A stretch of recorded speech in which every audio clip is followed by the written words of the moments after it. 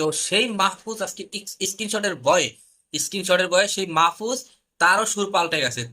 আসসালামু আলাইকুম। এবার ছাত্র শিবির এবং এনসিবির সাথে তুমুল সংঘর্ষ। আমরা ফার্স্ট দেখছি ছাত্রলীগের সাথে শিবিরের সাথে একটা সংঘর্ষ, একজন একজনকে সাপ আর বেজির মতো ছিল। তারপরে 5ই আগস্টের পর থেকে আমরা দেখে আসছি ছাত্র দল এবং ছাত্র শিবির, এবং অবশেষে আমরা দেখতেছি যে এনসিবি যারা নতুন একটা ছাত্রদের সংগঠন, তাদের সাথে শিবিরের সাথে তুমুল সংঘর্ষ লাগতেছে। এই এনসিপি এবং ছাত্র শিবির তারা কিন্তু একসাথেই এই বিপ্লবটা অর্জন করছে, এবং তারা এই বিপ্লবটা তারা করছে। তো আজকে মাত্র 1 বছর যেতে না যেতেই কেন ছাত্র শিবির এবং এনসিপির বিরুদ্ধে তাদের একজন আরেকজনের বিরুদ্ধে দোষারোপ করে এবং একজন আরেকজনের সাথে বিভিন্নভাবে প্রতিহত করার জন্য লিপ্ত থাকে। তো আমরা কিন্তু এই একটা বিষয় জানি যে একটা স্ক্রিনশট নিয়ে কিন্তু এই মুহূর্তে সোশ্যাল মিডিয়ায় ব্যাপক আলোড়ন চলতেছে।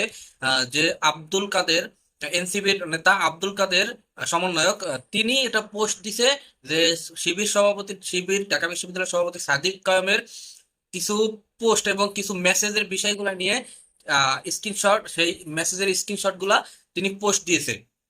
সেটার প্রতিক্রিয়া আবার শিবির সভাপতি সাদিক ক্যাম্প তিনি বলছে যে স্ক্রিনশট যদি খেলতে চান, তাহলে আমাদের কাছে এমন কিছু স্ক্রিনশট আছে যেগুলা যদি প্রকাশ করে তাহলে এনসিবির অনেক বড় বড় নেতারাও টিকবে না।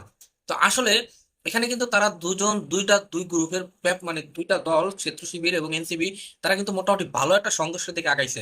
এখন শিবিরের আসলে এরকম কি শিবিরের সভাপতি সাদিক কায়েমের বিরুদ্ধে ঢাকা বিশ্ববিদ্যালয়ের সভাপতি সাদিক কায়েমের বিরুদ্ধে কি অভিযোগে তারা স্ক্রিনশটটা প্রচার করছে, সেটি হচ্ছে যখন 5ই আগস্টের পরে দেখা গেছে যে গণহারে মামলার বাণিজ্য চলছে এবং গণহারে ছাত্রলীগ আওয়ামী লীগের বিরুদ্ধে মামলা দিয়েছে। তখন সেখানে অনেক অপরাধ ছাত্রলীগ আওয়ামী লীগের বিরুদ্ধে মামলা দিছে। সেটাকে কেন্দ্র করে শিবির সভাপতি বিভিন্ন সংস্কার কমিশনারের এবং বিভিন্ন উচ্চতর পর্যায়ে যারা বিভিন্ন কমিশন গঠন হয়েছে, সেই কমিশনের প্রধান প্রধান যাদের, তাদের সাথে মেসেজের মাধ্যমে কথা বলছে, তাদের সাথে কমিউনিকেশন করছে যে এই লোকগুলা যদি নিরপরাধ হয়ে থাকে তাহলে এদেরকে শাস্তির আওতায় আনা যাবে না কোনোভাবেই। কারণ বিএনপি যে পরিমাণ মামলা বাণিজ্য শুরু করছিল, সেই জায়গা থেকে সাধারণ মানুষকে নিরাপত্তা দেওয়ার জন্য তারা রাষ্ট্রের উচ্চতম পর্যায়ের লোকদের সাথে তারা কমিউনিকেশন করছে, তারা যোগাযোগ করছে। সেই মেসেজগুলোকে কেন্দ্র করে এই আব্দুল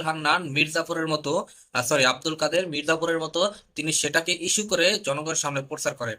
তো যখন যখন সাদিক কায়েম বলছে যে এই বিষয় স্ক্রিনশটের বিষয়ে, যখন সাদিক কায়েম মুখ খুলছে এবং সাদিক কায়েম বলছে যে স্ক্রিনশটে যদি রাজনীতি করতে চান তাহলে আপনাদের বড় বড় নেতারাও কিন্তু টিকবে না, এবং সেই বক্তব্য দেওয়ার পরে যখন শিবির সভাপতি সাদিক কায়েম একটু শক্ত অবস্থান নিছে, তখন কিন্তু মাহফুজের একটা কর্মকাণ্ড কিন্তু আমরা দেখছি। মাহফুজের একটা বক্তব্য কিন্তু চেঞ্জ হয়ে গেছে। উপদেষ্টা মাহফুজ তিনিও কিন্তু শিবিরের বিরুদ্ধেই কথাবার্তা বলে, শিবিরের বিরুদ্ধে অ্যাক্টিভিটিস চালায়। তো সেই মাহফুজ আজকে স্ক্রিনশটের বয়ে সেই মাহফুজ তারও সুর পাল্টে গেছে। তিনিও বলছে যে এই গণ অভ্যুত্থানে শিবিরের ব্যাপক ভূমিকা ছিল, কোনো কোনো সময় এই গণ অভ্যুত্থানটা শিবির চালিয়ে নিয়েছে। তো এখন বোঝেন যে তাদের কি পরিমাণ স্ক্রিনশট এই শিবিরের কাছে আছে। তো শিবিরের সাথে লাগতে আসেন না, টিকবেন না। যাই হোক দর্শক, আজকের মতো ভিডিওটা এখানে শেষ করছি। দেখা হবে পরবর্তী অন্য কোনো ভিডিওতে। সেই পর্যন্ত ভালো থাকবেন, সুস্থ থাকবেন এবং চ্যানেলটি সাবস্ক্রাইব করে আমার সাথেই থাকবেন। ধন্যবাদ সকলকে।